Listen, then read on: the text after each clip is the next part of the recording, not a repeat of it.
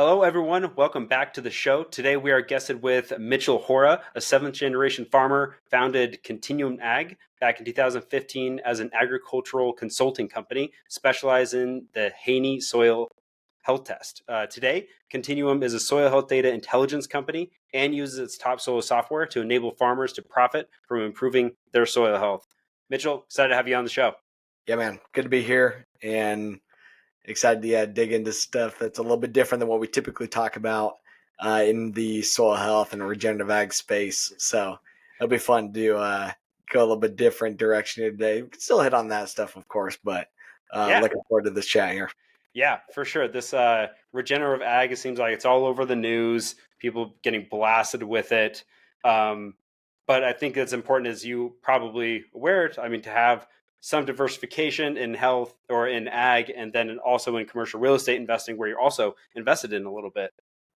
Yeah, one of the principles of soil health is diversity, to foster diversity. Now, typically we think about that as diversity of plants and mimicking Mother Nature, mimicking the natural prairie system.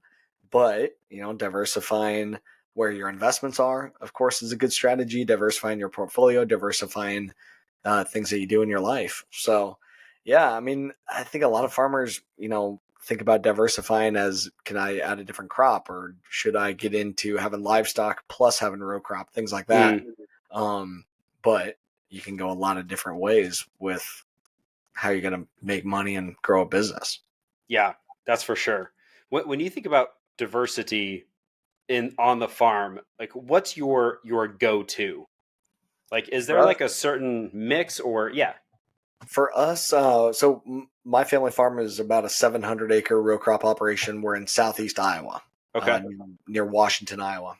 700 acres, okay, so nothing crazy. Like, we're normal or just slightly below average even for this area. And we don't have any livestock. It's just corn, soybeans. We've diversified by adding additional crops into the system. We grow a lot of cereal rye, and our market for that rye is cover crop seed. We utilize some of it ourselves, and then we sell some of the cover crop seed off farm. Okay. And we're growing cereal rye over the winter as a cover crop anyway. So now we just take it all the way to harvest and utilize that rye as a new revenue stream. And it fits well into our system of corn, soybeans. But how we do the rye is as a relay crop. So we have cereal rye is out there over the winter. We plant our soybeans into the rye in April typically. And then instead of terminating the rye like we would in a normal cover crop, we bring the combine out in July and we harvest the rye over the top of the soybeans. Oh, I like that. So it's fall rye, spring soybean planting, followed by summer rye harvest, and then fall soybean harvest. Gotcha. So you got rye and soy all in one field. Yeah. Does that change the biodiversity makeup of that soil? For sure. Yeah, what we're seeing is we've got, a grass of cereal rye with the legumes of those soybeans growing together. So you're fostering diversity. Cereal rye is scavenging for nutrients, especially nitrogen, pulling a lot of those nutrients out of the soil. Soybeans need a lot of nitrogen. And since now there's nothing available in the soil, necessarily not a lot available in the soil, the soybeans have to fix their own.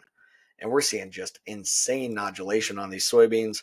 They've got to fix a bunch of nitrogen if they want to compete, because they're competing against this grass that's like 5 foot tall. It'll be 12,000 pounds of biomass per acre. And these beans got to figure out how to compete. So they nodulate like crazy. They compete really well because of those synergies between a grass and a legume going together. We typically harvest about 30 bushel the acre rye. Nothing crazy, but 30 bushel the acre rye, it's worth about $15 a bushel, maybe even more. And to ourselves, it's worth even more than 15 because we'd have to buy rye for 18 to 20 per bushel. So we can produce it for a heck of a lot cheaper than that. And then still be able to grow 70 bushel the acre soybeans and sell those for, $15 a bushel or better as well. So, you're talking real money there between the two crops growing together. And we do that with no fertilizer, no pesticides, no seed treatments, nothing. And it's just our normal equipment. It's super profitable. It's been amazing. That's great, man. Integrating those two, one grass, one legume, increase that biodiversity, like you said. What are what are the planning steps that you guys took to get there Mm, to this new strategy? Because I feel like there's a lot of planning that yeah. perhaps has to go before execution, right? Yeah, definitely a lot of planning. And that's actually part of what my company, Continuum Ag, does is we sit down with farmers and help to create a plan. We call it a regen roadmap. And we take a Okay. look at what have you been doing, what's been successful, what maybe hasn't been successful, what's your goals and what is our target. And we help to put together a plan.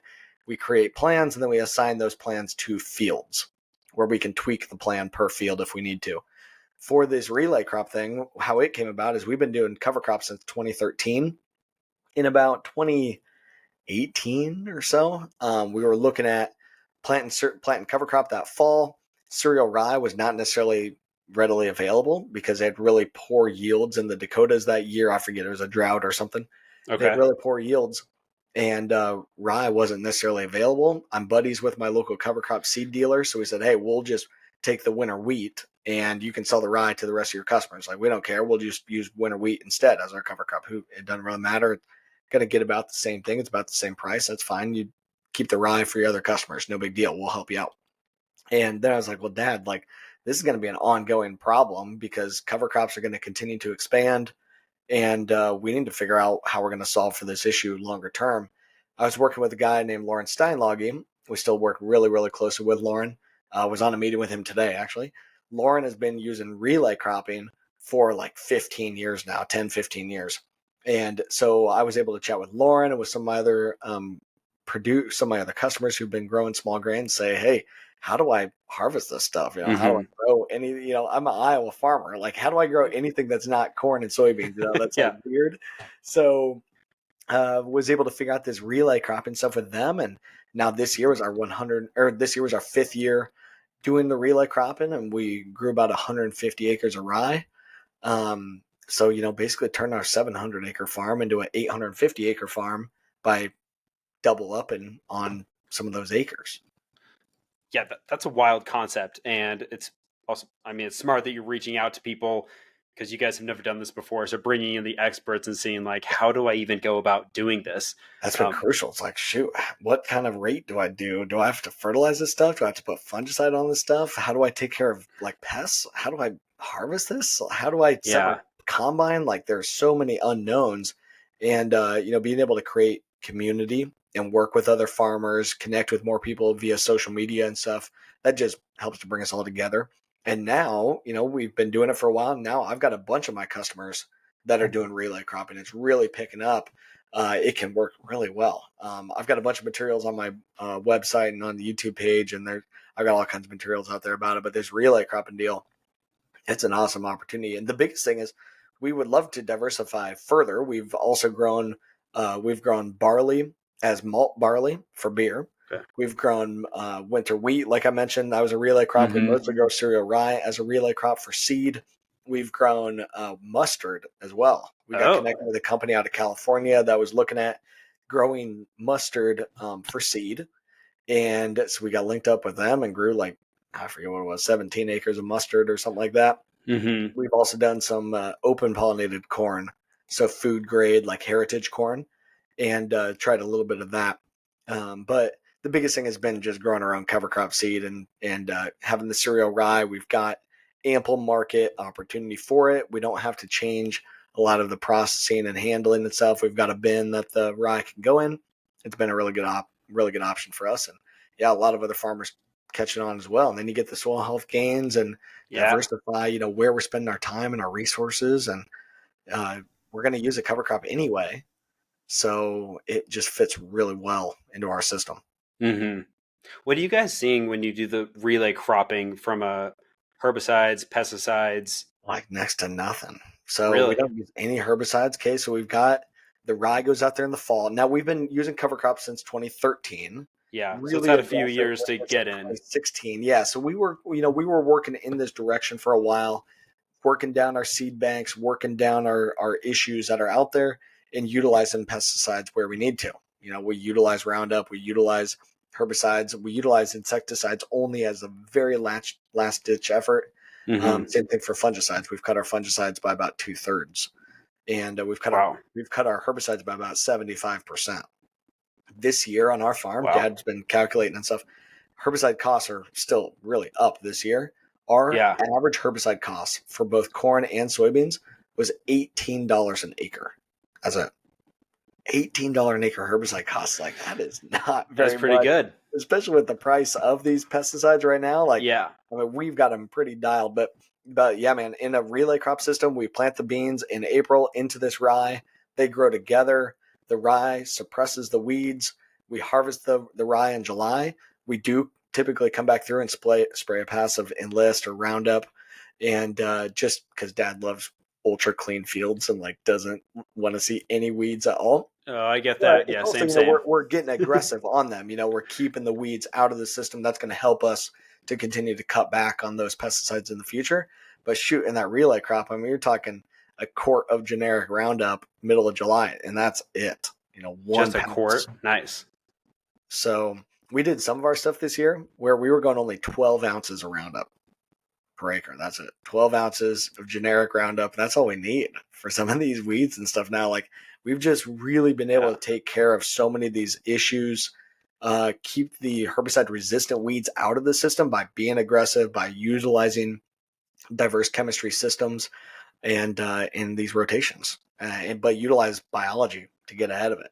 That's the only way we're really going to be able to combat against these issues, whether it be with weeds, pest, disease, weather issues, whatever. It's biology that does it. We're not going to chemistry ourselves out of this. Chemistry is a tool, but it's biology that's got to be the core component that is driving our success. Yeah.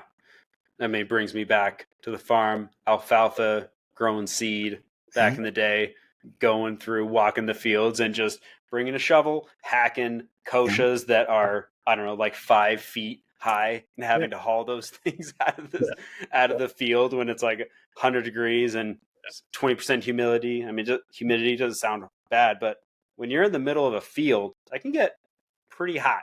Terrible. Yeah. We did a lot of that growing up.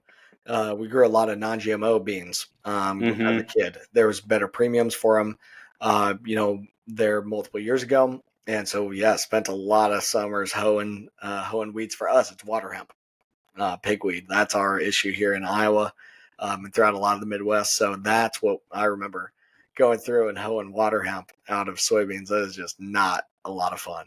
But now, we're up ahead of those issues, and the cover crop and suppressing those weeds from growing in the first place, that is the best strategy. Yeah, it's game changing. So you guys been doing this since 2013. So if a farmer is just now hearing about this, they're like, well, shit, it's 2023 right now. So I got to wait 10 years to see a benefit? Or No, so walk us through that. Key number one is just we got this regenerative movement continues to pick up. I mean, stuff happening with carbon intensity, stuff happening in the environmental space, sustainability markets, the consumer really continuing to dial in.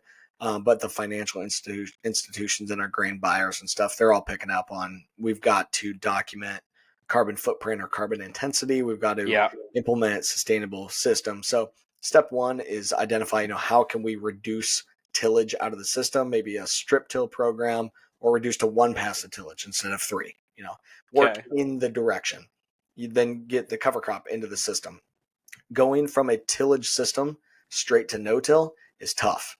You don't have structure in your system. Yeah. The tillage has destroyed the soil structure. So if you don't use tillage and you go straight to no-till, that soil is going to be a freaking rock. It is going to be just compacted together because there's no structure in it because of the tillage. And that's okay, but it's that system that a lot of tillage using farmers are stuck in, where I've got to till and then I've got to till again next year because I've got to get that soil busted back open, get it fluffed up so I can get a seed in the ground. Well, you do that because it doesn't have any structure. Yeah, exactly. So if we're going to reduce the tillage, we've got to utilize something that's going to build structure. The only thing that builds soil structure is roots. So you've got to have the cover crop in that system. Cereal rye is the number one cover crop used in the country. Good rooting structure, good fibrous roots. Winter hardy works pretty well everywhere in the country. There are a wide array of cover crops you can utilize though, but just by and large, most of the folks listening to this, cereal rye is going to be number one. Let it grow in the spring, plant green, and manage that cover crop correctly in the spring. But a lot of details to that, a lot of nuances to that. Of course, happy to help, but the key thing is get started on this journey. Start figuring out what cover crops can work. How can you reduce tillage and overall become more sustainable? But don't do it because of these environmental groups and stuff, or because of a company. Do it because you're gonna make more money going this route. That's what we're doing. It's a win-win, right? It's a win-win. I mean, and it's not without heartache, of course. Changing a paradigm and changing your system is tough. And we lost $100 an acre our first year using cover crops. We screwed it up. But but that was before this was really taken off, and we didn't have a lot of those technical support and resources out there. And that's really what prompted me to start Continuum Ag, was figuring out how do we provide those technical resources and data tools and such.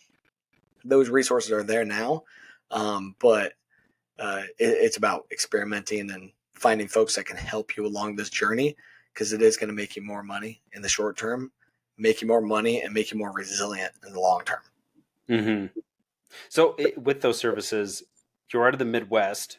So what about folks in Pacific Northwest? Does the Continuum Ag have resources available to them? Yeah, we've been expanding like crazy. We've actually got farms in our software in 43 states and 20 countries. Nice. We've hired 5 new people in the last month. So I think we're at 29 people now. Now we don't have a lot of stuff up in the Pacific Northwest. We have been involved in some projects in Washington. I've been out to Idaho a couple times. Got some small scale things going there, but really it ends up being we work with local agronomists. We work with local consultants and folks who understand those local nuances, and we can help to provide the data and the software systems to tag team with those local providers.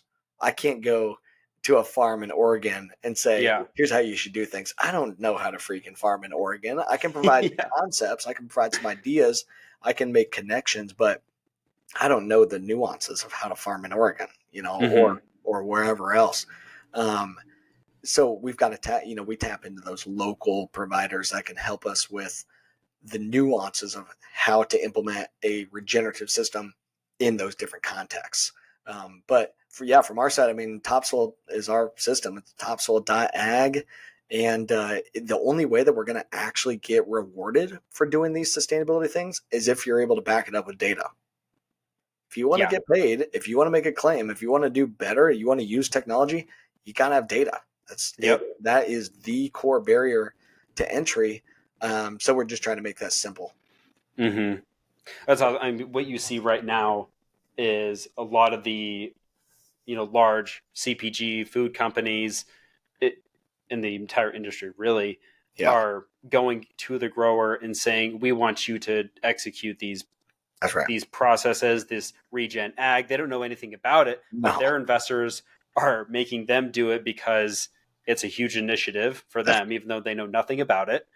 And so to get a contract with them, they have to prove that they're, integrating these types of practices into their operations. That's right. And the only thing they can prove that is to have the data to back it up, exactly like you said. That's correct. I mean, they've got to go through audit process and verification. They got to be able to prove to environmental activist groups and stuff like that, hey, don't look at me, I'm doing something. Here's the data to back it up, So, but the big thing that we're really watching for that's driving this, in my opinion, is what happened at COP26. So a couple years ago, COP26, the big environmental powwow that they have. And at that meeting, 60% of the global wealth and the institutional capital that controls 60% of the global wealth, $130 trillion under management, they all came together saying we're going to be carbon neutral by 2050. I mean, that's all the biggest players in the world. They control the world because they control the money, and they're all saying we're going to do this carbon stuff. And they put that into the world. Now they've got to figure it out. They've got to figure out how to meet those goals. The big craze over the last couple of years in ag has been these carbon offsets. Can we develop a carbon credit and sell those into a voluntary carbon market as a way for these companies to be able to buy these credits to meet these goals? Well, obviously that is not working. 93% of U.S. farmers know about carbon credits, carbon offset markets. Less than 3% of farmers have actually enrolled in one. Huge disconnect. And we're trying to build these carbon credits at a financial loss. It doesn't make sense. It's not sustainable. What is shifting here is this carbon intensity thing that I mentioned just briefly. And what's really pushing this is part of the Inflation Reduction Act and the Section 45Z tax credit is a low carbon biofuel tax credit. And what the Inflation Reduction Act did is it now allows for Scope 3 reductions to count towards carbon intensity reductions of biofuels. So what that means is biofuel today, or gasoline today, let's use ethanol, let's use gasoline as the example, but it's ethanol, it's biodiesel, renewable diesel, sustainable aviation fuel, any transportation fuels. Gasoline has a carbon footprint with a carbon intensity score of about 100. Ethanol has a score of, on average, 56. And out of 56, corn is more than half the carbon footprint. It has a score of 29. So now we've got the ability to reduce the carbon footprint of biofuels at the facility. That's a Scope 1 reduction. Utilize Scope 2 reductions, aka more renewable energy, to reduce Scope 2 carbon footprint, and then reduce the footprint in the supply chain. And that's where we fit. Farmers that are doing cover crops and managing fertilizer correctly and getting good efficiencies. They have low carbon intensity scores. We can help to document, get that verified, and get paid. And it is massive dollars. On our farm, we have a carbon intensity score on some of our fields of -10, and growing 240 bushels of corn with a score of -10. That's worth over $530 per acre in these tax credits. Yeah, that's what I said. I'm like, dang, like that. Let's go. That'll work. Now, I don't know what the farmer cut there is going to be. All I'm getting at is this carbon. There's opportunity. There's opportunity there. So the farmer will get a portion of that. The ethanol company needs a portion of that. There's some major cost to creating the tax credits.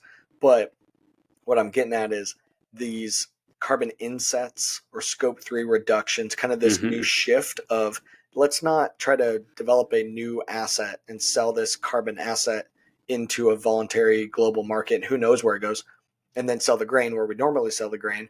Let's put the grain and the carbon together and sell them together as low carbon. I like that. That's the shift that's happening here. It's so much better. And a lot of the food and CPG companies, they need to just look at what's happening here with biofuels and figure out how to play with those initiatives because it's going to force them to change in a major way. Yeah. So really, to get your carbon intensity down, a good way to go about it is exactly what you're talking about, the relay cropping, getting the data to back up that carbon intensity. Yeah. How many years of data One. do you recommend? You just one? You don't even need it. That's why I love this too. Okay. So like these carbon offsets abide by all these global rules because they're playing in global voluntary carbon markets with registries like Vera, Climate Action Reserve, Gold Standard. These guys have to abide by these global rules that academics set. And we've tried to make those rules fit for agriculture, and they don't really work very well because additionality in our carbon footprint in ag is different every year. It's not a one-time practice change, and it disqualifies early adopters like my family. With carbon intensity, it's not about what you used to do. All that matters is what went into that bushel, or what went into that pound of meat, or what went into that gallon of milk, and so on. What is the footprint and the intensity of that product? That's what I love about it. It levels the playing field. You can choose your own path, choose your own destiny here. That the more of these practices that you want to do, the lower the inputs that you want, the lower your carbon footprint that you want to go after, the more premium that you might be able to tap into. And because the more you contribute to the next player in the supply chain. So really interesting to see that change. We've integrated the scoring system into our software. Now today, it's mostly just biofuels. Okay, so folks that are listening that are really diversified, be looking at how to document the carbon footprint of your farm. But today, the scores that are available came from the U.S. Department of Energy, not an ag thing. It's a U.S. Department of Energy thing because they've been looking at carbon intensity of fuels for a long time. Yeah. So they have a scoring system called GREET, but it only can score corn, soybeans, sorghum, rice, and sugarcane. 5 crops. Okay, so it's really early stages. It's early days of this stuff. There will be other crops get added, but this concept is what is absolutely going to happen, which is document everything that you do on your farm, run the environmental outcomes of those practices, get that third party verified, and that story is going to stay with the product throughout the supply chain. That is absolutely where this is going. And is that reoccurring? Out. Is that reoccurring every year, or how does every year on your products, so it's here's the crop that you produce and here's that data that goes with the crop, and now the next guy owns it. So when they buy your bushels or whatever, they're buying the data with it. And the data is where the premium comes from. Yeah. If they want to earn tax credits, if they want to tap into sustainable finance, if they want to sell to an end consumer, if they want to create a claim, they need your data to create the claim. And that data is not for free. That's our opportunity here. And what I'm saying and, wanting to be the takeaway here is, hey, understand what your data is worth and make sure that you get your equitable share for the value of that data. Don't be greedy. We're not going to make anything if we don't play ball with the next player. But they need to provide their equitable share for the farmers that are doing the hard work to make them more sustainable. We got to have a little give and take here and some sharing and come together. Yeah. But also it's like, guys, let's tap into this. This is an awesome opportunity for agriculture and fuels and the food supply chain. Let's figure out how to make this roll and show what an amazing opportunity agriculture has to be the champion around sustainability. So I don't know, wild stuff. We can get down a heck of a rabbit hole there with all that. That's for sure. Yeah, we sure can. I mean, you mentioned just to give us an example, you mentioned your carbon intensity score of -10. Yeah. What is the formula to that? And just give us a little bit backstory around that number. So that number comes from the GREET model, and we run that score in our software called Topsoil. Okay, so we run that score at topsoil.ag, and the data that goes into that is what's the crop, what's the yield, what's the fertilizer, nitrogen, phosphorus, and potassium, and lime, what's the pesticides that you're using, herbicides and insecticides, what's the fuel that you're using, the energy, the natural gas, all that kind of stuff, LP. What are you doing about manure? Are you using manure? Are you using cover crops? What's your tillage program? It's pretty intense. It's basically everything that goes into that. It's very inclusive. Everything that has a carbon footprint that goes into that bushel or into that production, you got to note it. And where we also help is not only helping farmers to get that score, but help them document the things that they do on their farm so they can create a verified score. Because just making a claim isn't going to be good enough. You got to be able to prove that what you're doing is legit, and that's back to the data. Yeah. If you want to make a claim that you're carbon negative, you better be able to back it up. And that's where we're really helping to enable that to be transparent and scale. And we work with third-party verifiers, to handle that process. Perfect. So what does that look like for someone out in Oregon? You're out in the Midwest. Do you have preferred partners that you work with over there? Can you walk us through just the general steps on if a farmer is interested in this in Oregon? How does that work? Oregon's new for me. Okay. I don't have a lot of stuff out there, and this fuel thing would have to probably get kind of creative. I don't know what the landscape is going to be there. So I would, if you're a farmer, absolutely can still help to run some of these scores. Go to topsoil.ag. You can play around with it. You can get decently far completely for free as well. Just kind of play around with it. We got a lot of webinars and a lot of events and stuff on our podcast and on our YouTube page and stuff as well. If you want to learn more, just search Continuum Ag and or Mitchell Hora. I got tons and tons of stuff out there.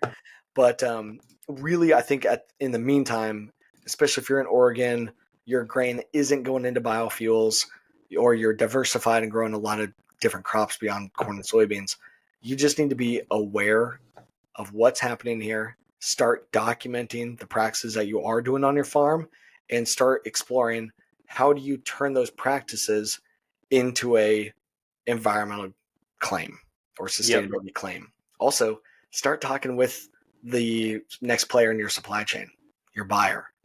What do they want to see? What are their goals? How do you help them to meet their sustainability goals? What's it worth to them? And what's your cut going to be? And not necessarily to be greedy or to say, hey, you need to pay me to be more sustainable. That's not what I'm getting at here. What I'm saying is the data costs money. verification costs money. And yeah, implementing these practices and farming in this manner and doing all the record keeping, going through all the hoops, it costs money. And this goes towards the marketing side of things. These Mm-hmm. companies are going to utilize this data to improve their margin and to expand their markets and to meet their goals via marketing.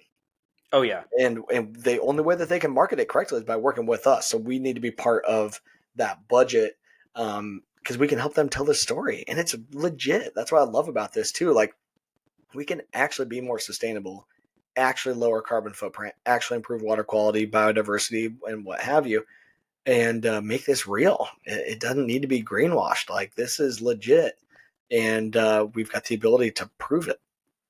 Yeah, you hear so much about greenwashing nowadays. Yeah. Like it's a huge issue. I think I saw some. I think like SEC is like cracking down on greenwashing. So it is a huge issue. And what are your thoughts around greenwashing, real quick? Yeah, I mean, we just got to be able to back this stuff up, and I Yeah, just don't. My take is, farmer, let's be overly aggressive with documentation and be very conservative with the claims that we're trying to make, to under promise and over deliver, not yep, vice versa. And what I like about ag, once again, is like, I mean, what we're doing here, like, it is legit. I mean, we've been sequestering carbon in our soils to the tune of about 4.9 tons of carbon per acre per year. sounds like a lot. It's a lot. A lot of these carbon programs, they're saying, hey, maybe we're sequestering about 1 ton of carbon or a half a ton of carbon per acre per year. We're doing closer to Oh, 5 and have the data to back that up. It doesn't fit into the models and stuff that are out there. We've got the actual direct measurement data to be able to back some of these things up. Now, we don't go out there and attempt to market that or attempt to put it in. We don't fall into being able to trigger additionality because we've been doing these practices for a long time. So nobody's mm-hmm. able to tap into utilizing that story. All I can do is talk, saying, hey, we've been sequestering a bunch of carbon, but nobody's able to make any claims off of it because of how these voluntary markets work. But now, our low carbon corn, somebody can utilize. Our low carbon soybean, somebody can utilize, but it's a scope 3 reduction. We're part of their supply chain. And Yep, if they want to purchase our low carbon grain, and they want to purchase the data to verify that shows that it is low carbon, they can do that. yeah, Um, it'll come at a premium. But yeah, that's the totally. thing. I mean, this Yeah, wave is coming. yeah. It's happening. It's already here, and it's going to just get more pronounced throughout The the big thing is supply these chain. tax credits. I mean, these tax credits, like, Oh it's yeah, law. It's already locked in. It's yeah, signed. The Inflation Reduction Act was signed a year ago. This is happening, and the tax credits start based on the 2024 crop. I mean, this is going. And the cover crop that we do this fall, the tillage we do this fall, the fertilizer that we do this fall goes into that 2024 crop, which is subject to these tax credits. So it's time for farmers to really dig into this, and for the ag and fuels community, and even outside of that, come together and say, hey, let's make sure that we don't screw this up. yeah. I feel you. I love it, Mitchell. Well, we got to touch on commercial real estate. I Yeah. mean, it sounds like you're pretty excited about it as much as I am. Yeah. I mean, so my, I don't know, my experience here isn't anything too crazy, but so what I do own a commercial building, though. My wife and I do. So it's here in Southeast Iowa. It's in the town of Fairfield. My wife owns a dance studio. It's called High Temperature Dance Academy. So it's been fun and provided us a lot of cool experiences that I've got. My company, Continuum Ag, and she's got her dance studio. So, and they've been crushing it and expanding. She had been renting, of course, for the first multiple years of her business, Mm-hmm. and an opportunity came about to buy a building that's right on the town square. We're in small town Iowa. All these small towns, got their little town square and Oh stuff. And yeah. the building's right on that town square. It was a super old bank. It was a building built in 1838, if I remember Woo. right. Like, super old, really cool old bank vaults in this building as well that are all just solid, cement and brick and cinder block. Or not even cinders, I guess, in there. It's actually just rock. The foundation stuff is like rough cut stone foundation. It is a cool old 180-year-old building or whatever. So we bought that. It would have been Halloween 2022. Okay, so just a couple months ago. Yeah. We closed out on that building and was able to go in and do some just really simple renovations and put on some new paint, and it's worked really, really well. So basically, the key thing was like, hey, this dance studio is doing well and needs more room, and she's going to be doing it for a long time. So rather than build up equity for somebody else and pay them, why don't we just pay ourselves and buy and do the building ourselves? So we did it in that the building is in its own LLC. That I'm the owner of that LLC, and then the dance studio rents the building from the LLC. We did have a tenant in there for a short while as well. There was a smaller room in the basement that this guy was in on. So I'm sure a lot of the conversations you've had, about dealing with tenants and dealing with renters and stuff like that. Yeah. This guy, he had been in this building for like 20 years or something like that, like a long time. He had moved to different parts of the building, gone through a couple different owners, and he had just been the tenant that kind of comes along with it. And this dude had, he did like some IT stuff, like setting up security systems on homes and stuff like that. But then he also had like a music recording studio, bunch of like audio setup and sound system, and all these instruments and all that. So he had that in the basement, and he was fine. Like, he was never in the way. He was never around. I've never even met the guy in person. My wife has, but when the previous owner that we bought the building from, it was a lady that owned a boutique, and her husband, who's a farmer as well. So this was a commercial real estate property for them as well. Farmer, and then his wife had the boutique, and she was ready to be out of it. She'd been doing it for like 10 years, was successful, but ready to spend more time with grandkids kind of thing. Yep. And when she bought the building like 10 years ago, she upped the guy's rent from $100 a month to $125 a month for on the town square. Like, that's great. Great deal for him. I don't know if it'd be 1,000 square feet or 1,200 square feet, in the basement that this guy was like then renting. Had his own basement, had his own like entrance and stuff. I mean, nice deal. Upped him by $25, and he was like freaking out. So of course I go in there, and I'm like, hey, we got to have a contract. We're going to do this correctly. We're going to do this by the book. Like, I don't know this guy. I didn't vet him. He just came with the building. Yep. And so I, give him and we were like, my wife could use this space at some point. We don't really care to have this tenant in the basement. Like, no big deal. So I shot him a proposal and a contract for $500 per month. Still pretty reasonable. Very reasonable rent. Super right reasonable. On the town square, a nice spot, very reasonable rent. And he packed up and no longer there. So that's my experience. Hilarious. That's my experience that's one way. It's one way to get them out, but it's wild. I mean, that same we see that all the time. There's just mom and pop owners all across the country in these pretty big assets, 20, 30, 40 doors. And they haven't raised rents in 10 years. But the problem is they also haven't renovated. They haven't kept up with maintenance. Their roof is bad. The tenants are kind of living in a very subpar situation, but they're okay with it because the rents are very low. But we see that a lot. So we do need to, we do have some upgrade things that need to get done with the roof and some of that. Now, it's my wife's dance studio that is in there, and that's it. There is no, that's good. No residential single area. tenant. It's just one, and she's got the whole thing. So we do have some projects that need to get done, but I don't know. To me, it was a good opportunity to, kind of diversify where we've got money at. I own a farm as well. So when I graduated Iowa State, I bought a farm. So we've got 40 acres of land. We own the land personally, but then my farm is its own LLC that rents the land from me personally. So the farm is its own LLC, rents from me personally. The dance studio is its own LLC and rents from our commercial property holding company. Just a good way to be able to utilize, protecting against liability, of course, number for one, sure. But also, be able to utilize the legal system that we've got, the tax system that we have, and be able to build up equity for our family in the Yeah, properties. So it's been a good deal. exactly. I don't know that I'd need to go and buy a bunch more of it anytime soon, but Well, it's at at least least nice. not actively. No. When if stuff comes up, the main next thing would probably be more so about building something, Mm-hmm.